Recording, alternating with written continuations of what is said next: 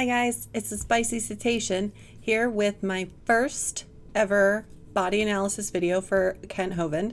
We are going to work on looking at his baseline tonight, and this is a video from one of his early seminars, so it's not necessarily indicative of current body language for baseline, especially in a lot of the formats of the videos he's doing now. But we will see a lot of gestures that he does still do. And so I think for a first video, it's a really good way to get in with understanding how he moves, especially when he's comfortable. And he is comfortable in front of an audience. And the other nice thing about these videos is that it's a full body. So we can see him almost head to toe in these videos, and that's going to give us a really good idea of just how he moves. And with that, the way that today's format is going to work, let me transition, here we go. The way that we're going to do this is I have a series of clips. The first time through, we'll watch it without any sound. That's going to be the best way to look at just the body language specifically and not get distracted by any of the content. And then we'll watch it again after the analysis and get that context around the body language and see if that informs anything else that we're looking at. So without further ado, here we go.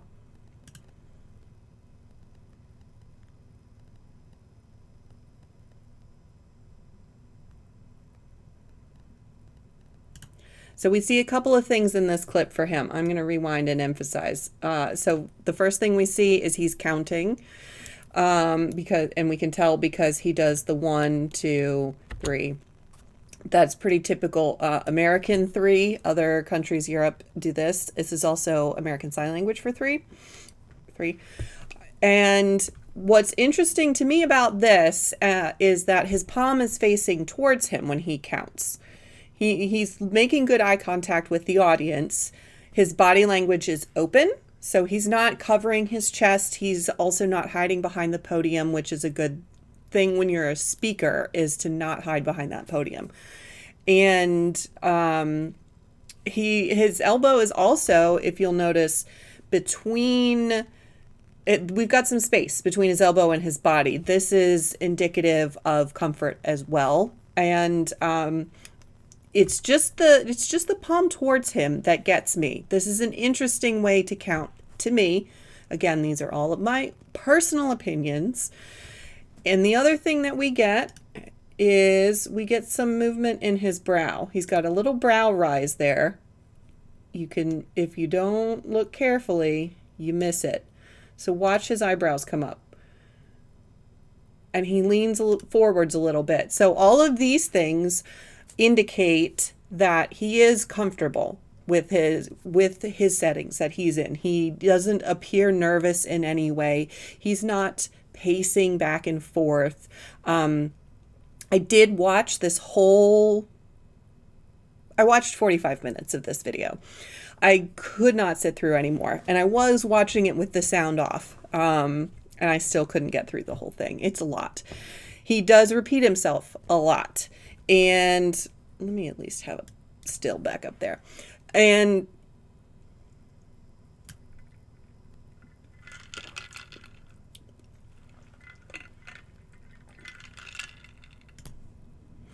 so a lot of these gestures, the brow rise, the lean forwards, these are all gestures that we do in American culture. Culture matters when it comes to body language. Things that are true in the US and even in different parts of the US are not necessarily true everywhere. So one of the common things in the US is brow rise is almost universal. It's indicative of friendliness, and open body positions are indicative of non-threatening, non-defensive, very, very just open, hey, here I am kind of a thing. And so let's go on and see what the context is for this clip.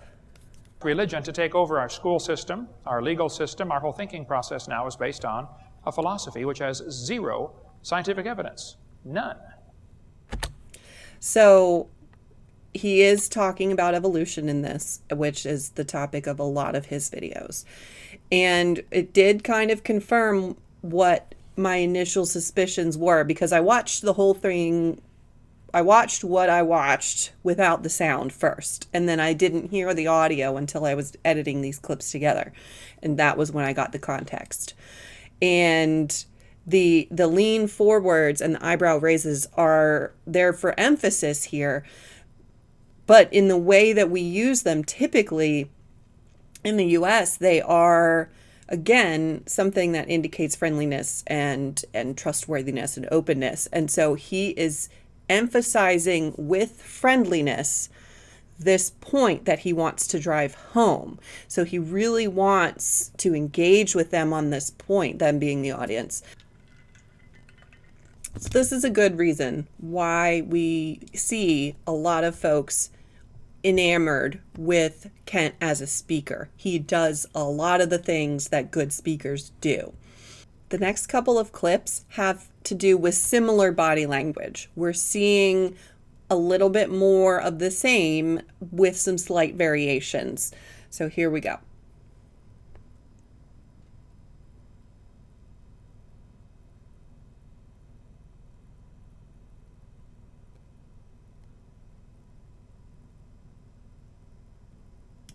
More counting. I noticed in watching this one, he counts a lot, especially on his fingers. Again, this is all part of his baseline. It doesn't necessarily mean one thing or another.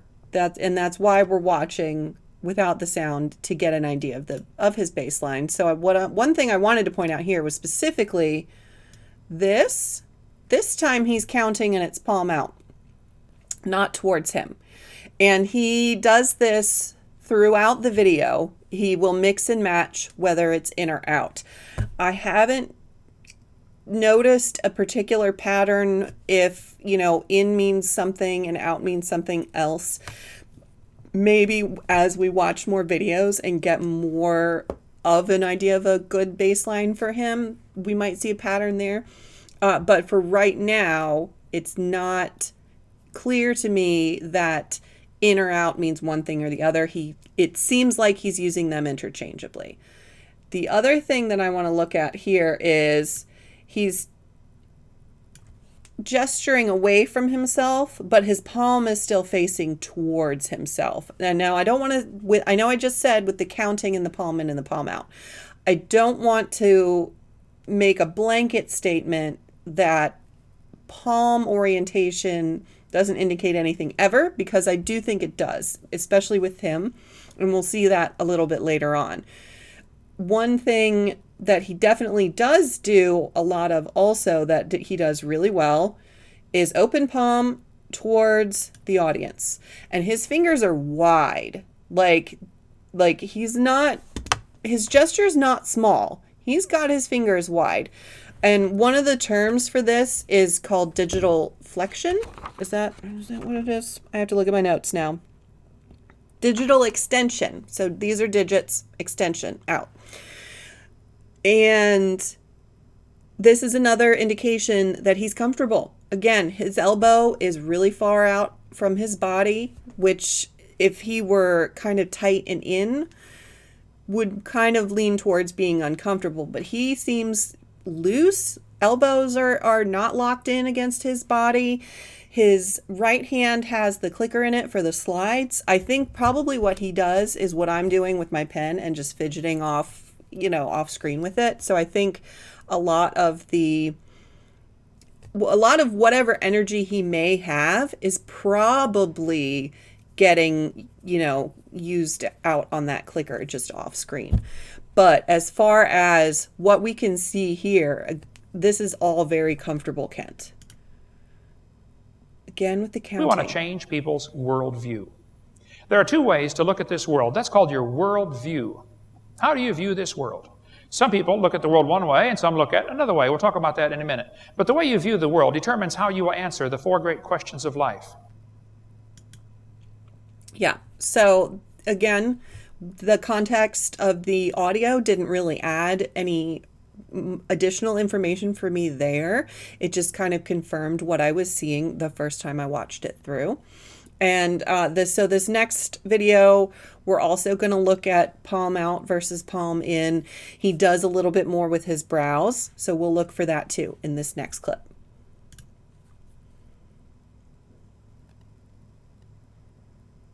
Actually.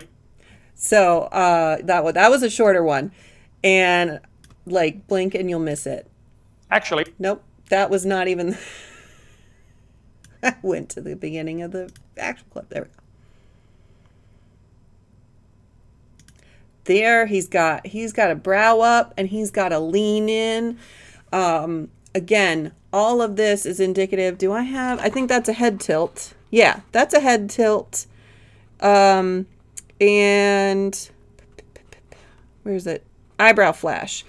Both of these things, eyebrow flash and the head tilt, both are used to display that you're trustworthy, that you're being vulnerable, that you're being open, that you're being friendly. So he is doing his best here to engage with the audience.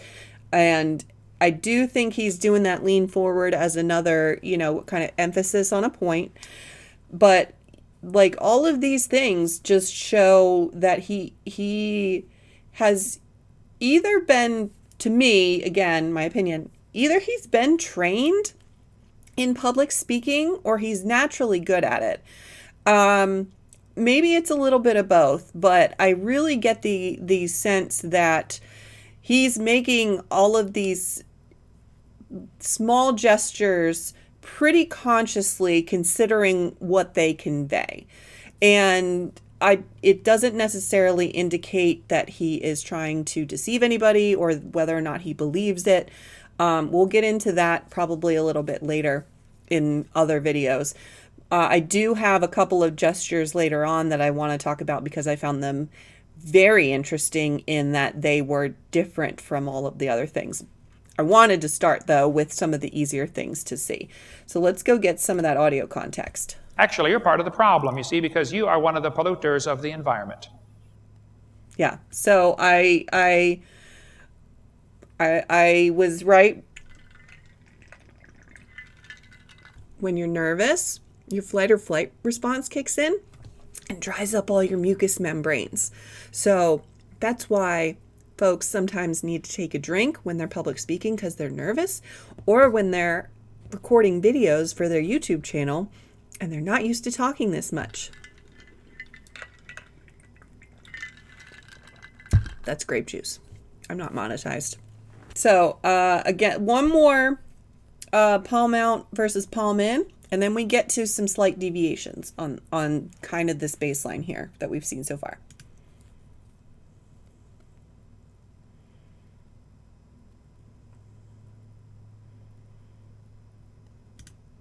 So that was palm in again. The other thing that I wanted to point out at this point in time also, the majority of his gestures throughout this entire video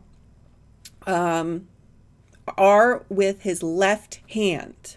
Now, I wasn't completely sure, and I'm still on the fence, whether that's because he's left-handed, I don't know, or if it's because he's right-handed and the right hand has to operate the clicker.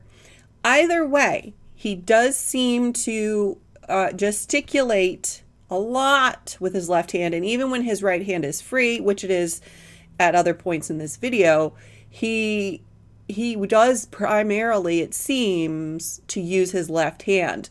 And for me, that means when he uses his right hand, that's a variation.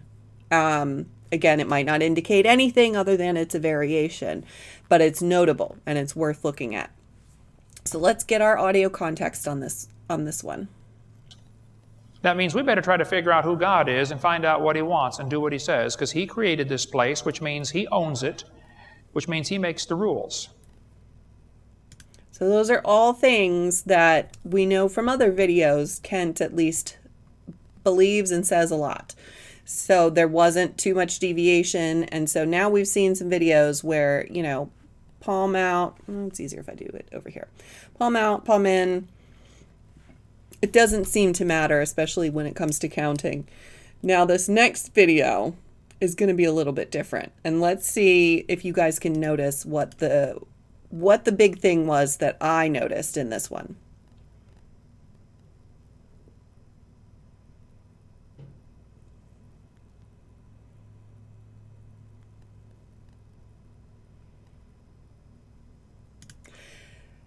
Yeah.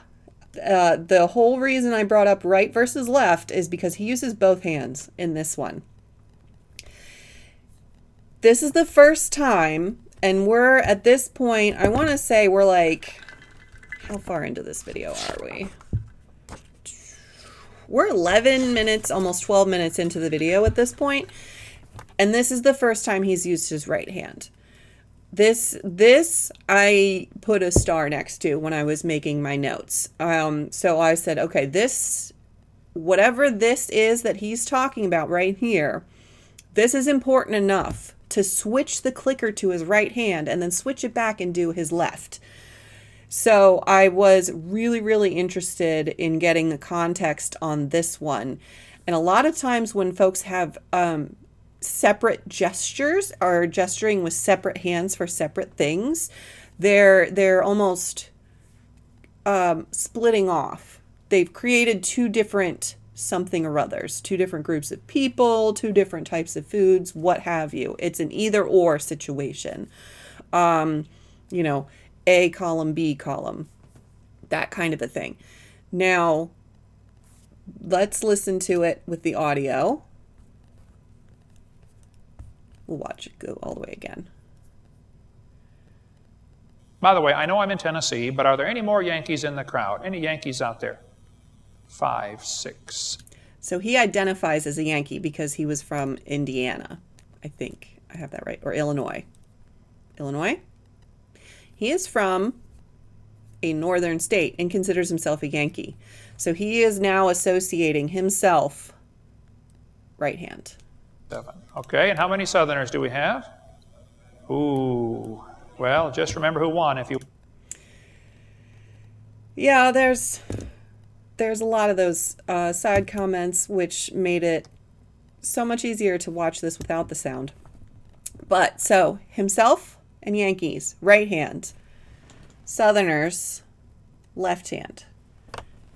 It doesn't necessarily indicate anything at this point. We don't have enough data, but it is of note and something to just keep in the back of our minds as we continue watching through these clips. The next one is especially interesting to me, and I think it's of the clips that I've chosen, I think it's the one I find the most interesting. What? So here we go.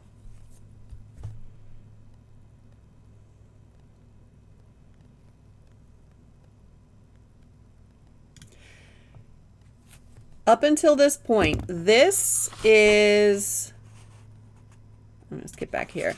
Okay, so this one is, I'm checking my notes. I want to say we're like 14 minutes into the video at this point. So he's had one quick water break, and of the 45 minutes that I watched, he only had 2 sips of water, and they were about a half an hour apart. I actually cut them out, and we'll see them at the end.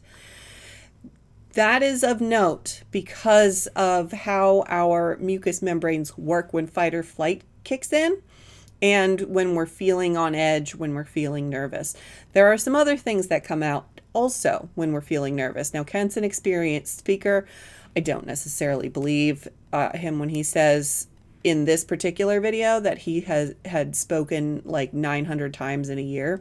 That's 3 times a day. I don't think that happened. Anyway, he is clearly an experienced speaker, and the water isn't necessarily something that he needs because he's not necessarily got the mucous membranes drying up. However, he does a couple of things in here, and let's see, what does he do? He does...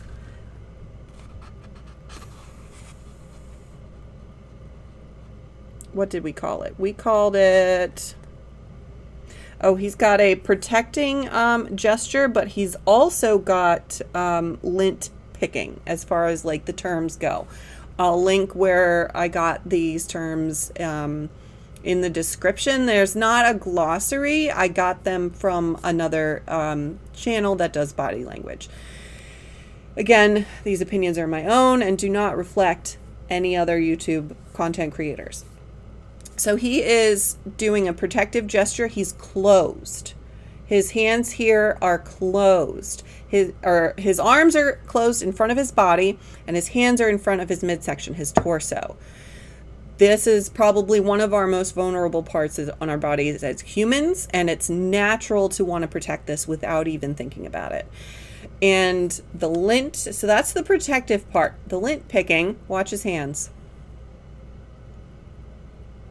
He goes for the button and he goes for the pocket. In 45 minutes, this is the only time those things happened.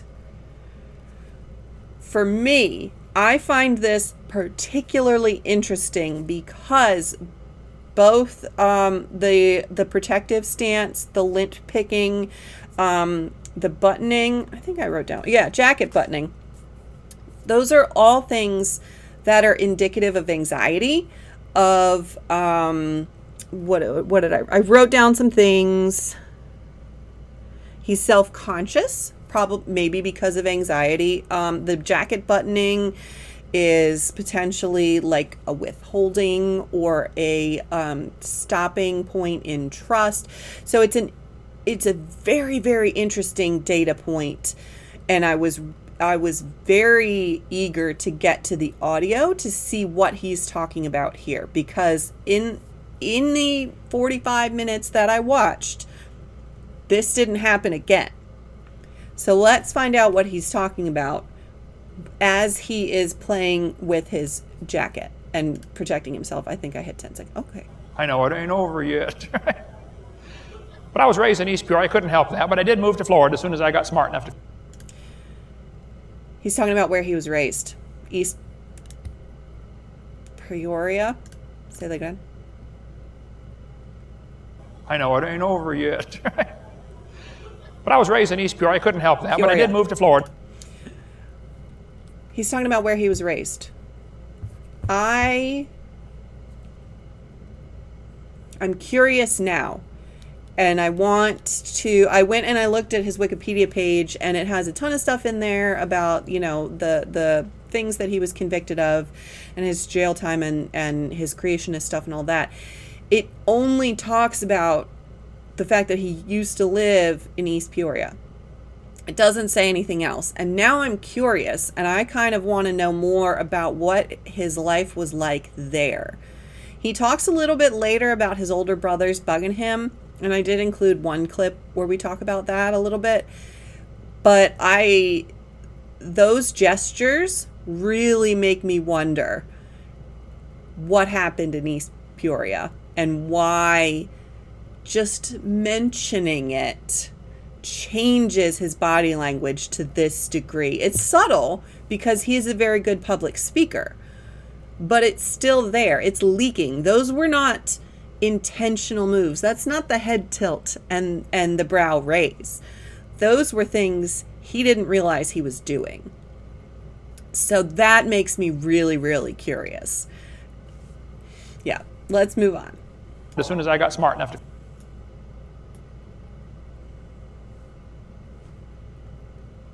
This is the one where he's talking about his brothers, and that's why there's a B-roll of banana. I wanted to cut it out, but it didn't make sense without it.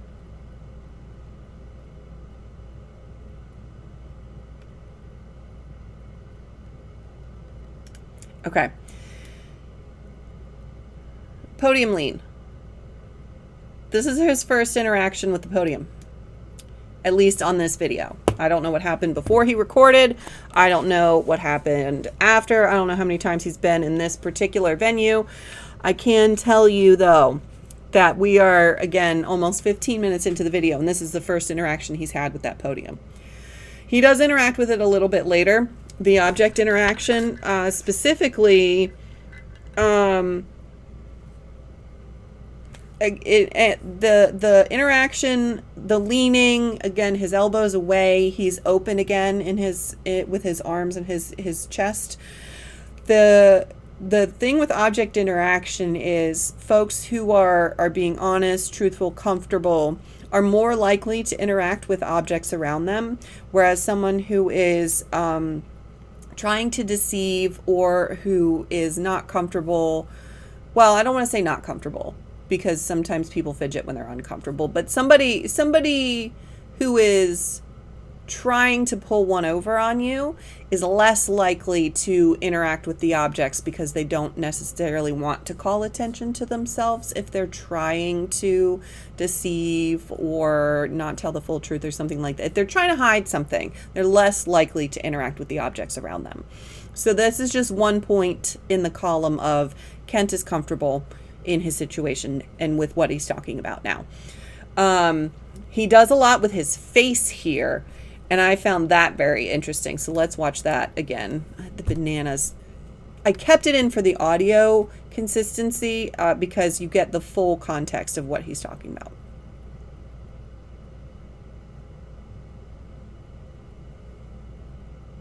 Big smile, brow raise, hand up. They said, no, brother, we're not lying. You cut that thing in half and look in the middle, you can still see the black spots where his legs were. His brothers told him it was a spider. I did not eat bananas for nearly 3 years after that. They lied to me. Have you ever been lied to before? This one is especially interesting. So he threw out a lot of his videos. It was really loud there for a second. I've noticed this even before I went back to the old Kent Hovind videos, is he asks people to raise their hand a lot. One of the things in body language that the content creators I follow say is request for approval. And most of the time when folks are doing requests for approval, it's usually like a hard eye contact and a nod or an eyebrow raise in a slightly different way than what Kent has been demonstrating. So it's like they'll say something and then they'll look over at somebody and nod and their head goes up, like, right?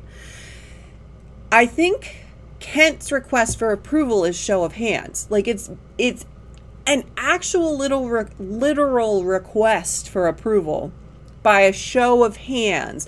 The other thing that gets me is this is a cult leader tactic because it gets people used to interacting as a group and just responding without necessarily thinking. And also it gets them used to following the leader's directions. So the more he does it, the ickier it gets for me. You can make your own decisions, but yeah, this is it's something cult leaders do. Okay, that was another podium lean. I don't have any sound for that. I just wanted to show it real quick. I'll show it again. But yeah, so like look at how open his elbows are. Still very comfortable, still in his element, doing his thing.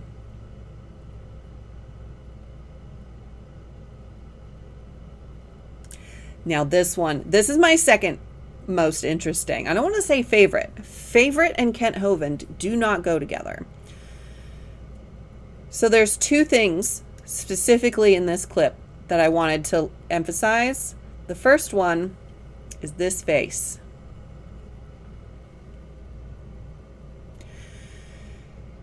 Lip pursing is more likely than not repressing an opinion. So he may have something he wants to say here, but isn't. He may be implying that there's something he wants to say here. This is another kind of cult leader tactic with like insider jokes or terminology or something like that. I don't want to give the opinion that I'm guessing or reacting to this because I'm not. I've already seen this. I'm trying to show you the process by which I'm analyzing when I go through these the first time. So I hope that clears it up. The other thing is lip retraction into your mouth is similar but slightly different. So when it's just pursed, and it's pursed here, he does do a lip retraction later, and I can't remember if it's in a clip I saved or not, but he does a lip retraction later, and it is more in line with needing reassurance or uncertainty. So kind of that same picking at his jacket type thing. It's I get the sense that this face is something he planned. It's a big expression. It's taking up his whole face. He's done these seminars a million times. I'm sure he has the whole thing memorized. I'm sure he has, to some degree, or choreographed. I believe that he planned this face. This face was in rehearsal. Other faces he does are not necessarily in rehearsal. So the other thing in this clip, it's not even a smile. I don't know what this is. This is like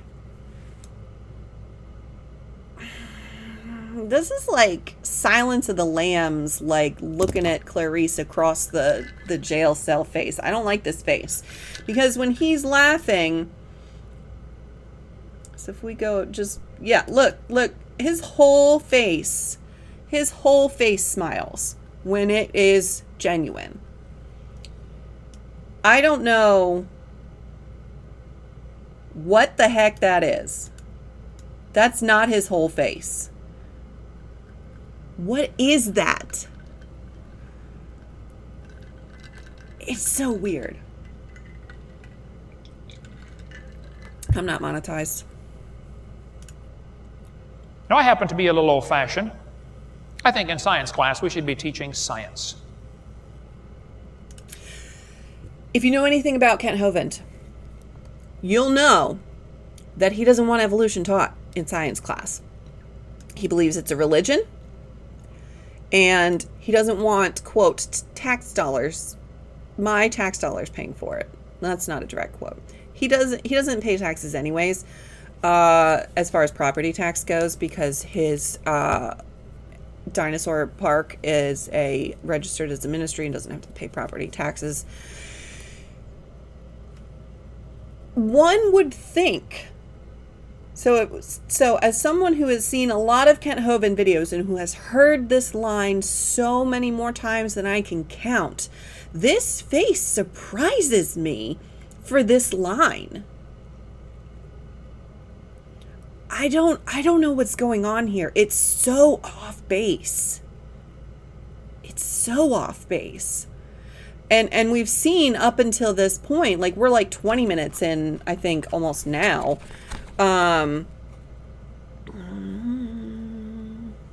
Yeah, we're like 25 minutes in almost. He's been animated, and his expressions have been big, his gestures have been big, and this is small. It's not his whole face, and it's on one of his core arguments. It's so strange. So strange. Let's watch it again with sound. I think in science class we should be teaching science.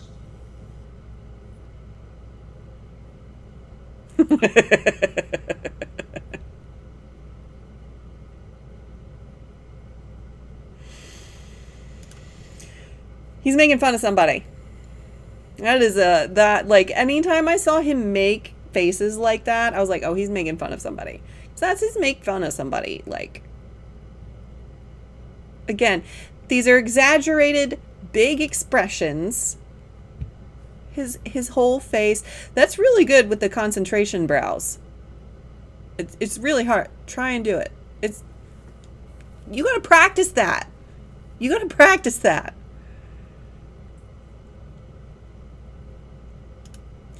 That was a lip retraction there, or mouth grooming. But again, it's included in some of these other bigger actions that are planned. So I think that's part of the plan. Like, his tongue comes pretty far out there. And it's a big old smile. So, like, Look at that smile versus this thing. I almost wonder, because the line was actually what I want science class. Teaching science. Science class to teach science. I wonder what it is about that line he doesn't like. Cat. Sorry, my cat's destroying furniture.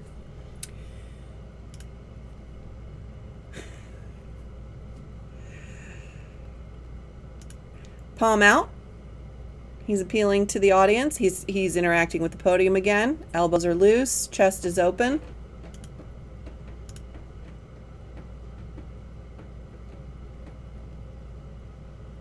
Let's listen.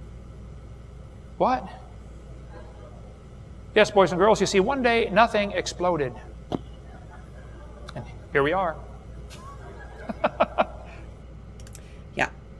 Talking about the Big Bang. But you can see where the whole, like, he's making fun of people. Girls, you see, one day nothing exploded. And here we are. That's almost, that lip licking is almost contempt, I feel like. What do you guys think? Do you think that's like contempt? I think that was a very like, almost like trying to get the taste out of his mouth. Yeah.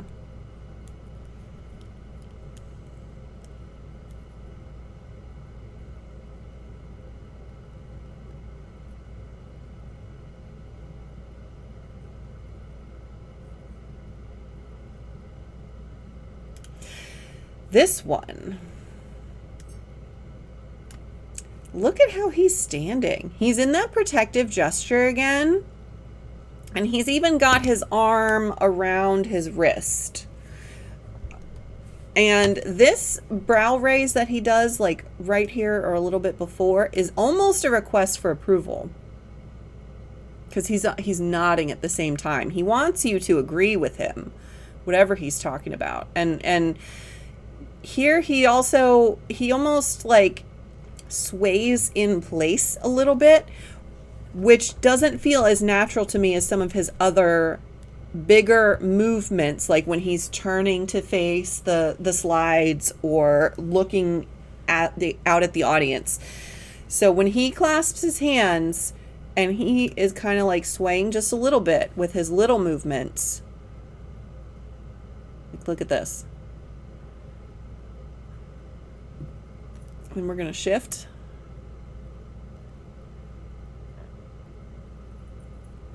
I didn't catch it before, but when he moves his foot the first time, he's moving it backwards.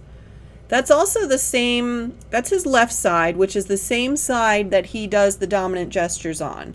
So I wonder if that's what's called a postural retreat.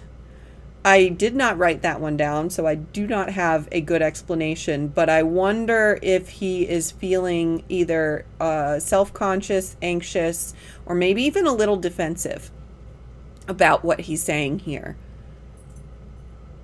And then there's that request for approval there. Let's listen. Everybody I sit by on the airplane wants to talk about that, so I talk about it with him. And he said he believed in evolution. I said, yes, sir, I figured that. You have to teach at Berkeley. I said, tell me, sir, if you believe in evolution, how did the world get here? He said, oh, it came from the Big Bang. Okay. This story, I think, is bullshit.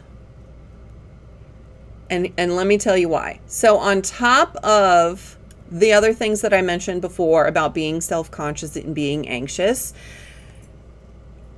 the other thing that I didn't notice until there was sound is the yes, sir. He said he believed in evolution. I said, yes, sir, I figured.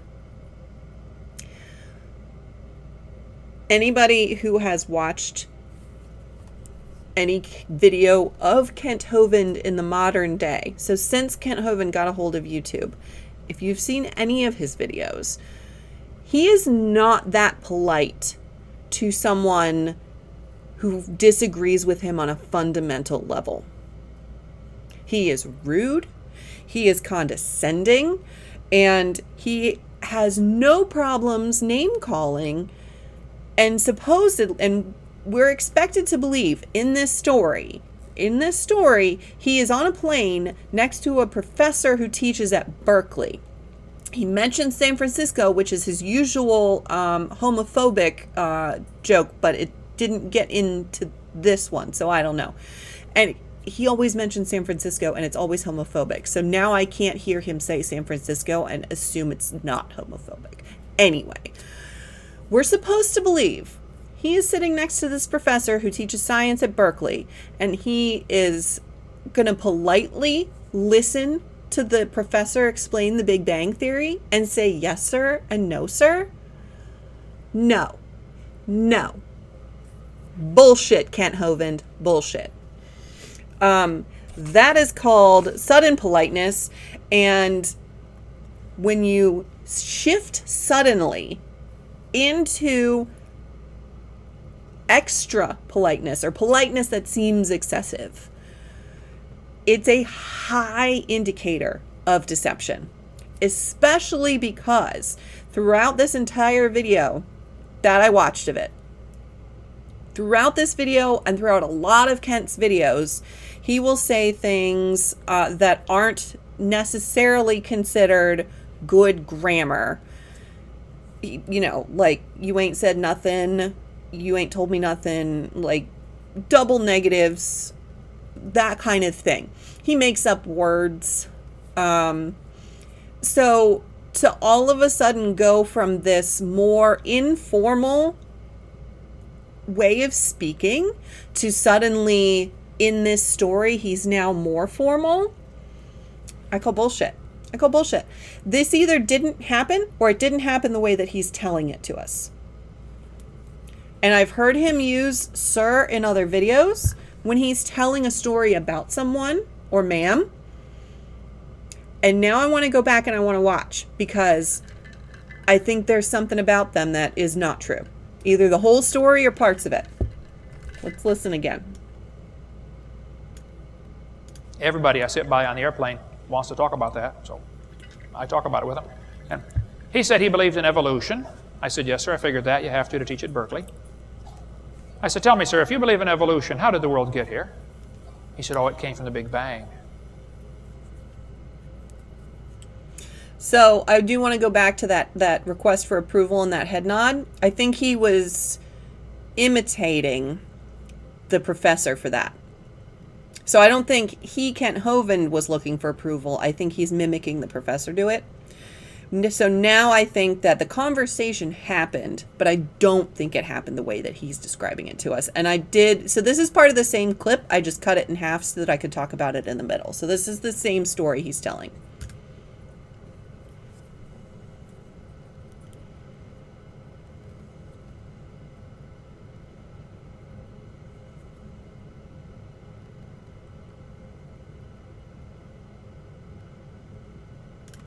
Okay.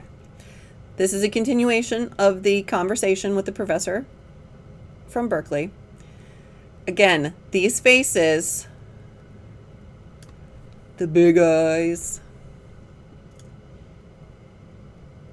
shaking his head, the brow rise, the smile.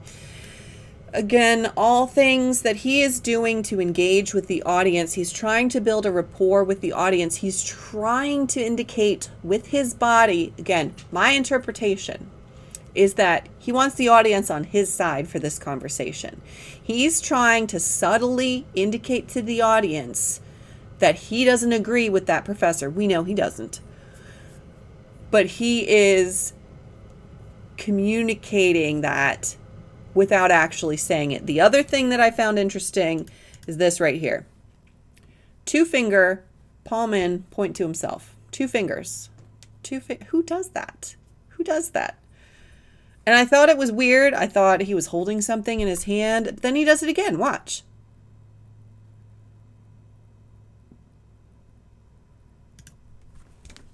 He points out to the audience but then he brings that second finger back. I have to wonder if it's like a subtle dig. Like, 2 is more than 1. I'm more than you. I'm better than you. I know more than you. I don't know. I don't know. I don't like it. Not a fan. I said, really? I'd like to hear about this. He said, you're a science teacher and you have never heard of the Big Bang? I said, oh, yes, sir. I've heard a lot about the Big Yes, sir, again. Bang. And I believe in the Big Bang, but my Big Bang is a lot different than yours. I said, you tell me about your Big Bang, and then I'll tell you about my Big Bang. It doesn't matter how many times I see it. I don't like the double finger point to himself. I don't like it. But again, with the sir, something's up with that.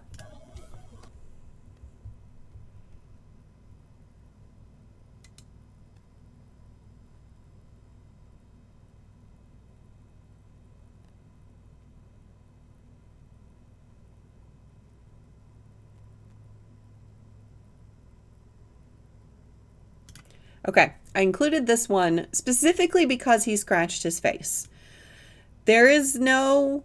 Now, let me back up in my own head. We've gone back to open gesture. He's standing up pretty straight. I feel like Americans, we all have really crappy posture anyways when we sit and we stand. I know I do. You know, he's back to the full face emotions. He's referring to his slides. He's gesturing a little bit. His hands are down in front of him. They're cut off, but they are. And, you know, he's making these faces again. Scratches his face. But he's still comfortable and relaxed, Kent Hovind. Now, if he were also doing the lint picking, if he were pretending to mess with his jacket or fussing with the buttons, if he was kind of doing anything else that might indicate something was up, or that was something else that was off from his baseline, I might say, yeah, that face scratching is something. However, these are all normal parts of his baseline. So I think his face was just itchy. It happens. The professor said, we don't know any of those things. I said, sir, could I ask you another question? He said, sure. What else would you like to know? Else? What do you mean else? You haven't told me nothing yet. I said, sir, does Berkeley have a merry-go-round? Yeah, so with the sir, I don't know how I feel about it. I forgot that was there. I still think his face was just itchy, but I still don't believe the story. Oh, here's his water. So this was about 5 minutes in. And then, yeah. Or no, this was a half hour in. Yeah. So the first one was the first one was about 5 minutes in. The second one was about a half an hour in. And I mean, I've needed a drink like 6 times just doing this stream, and I'm not in front of a big audience. So I wanted to point that out as a data point in terms of how comfortable he is as a speaker. I don't know how to end this, so I am just going to say, have a good night, be a good human, and I'll see you on the next one.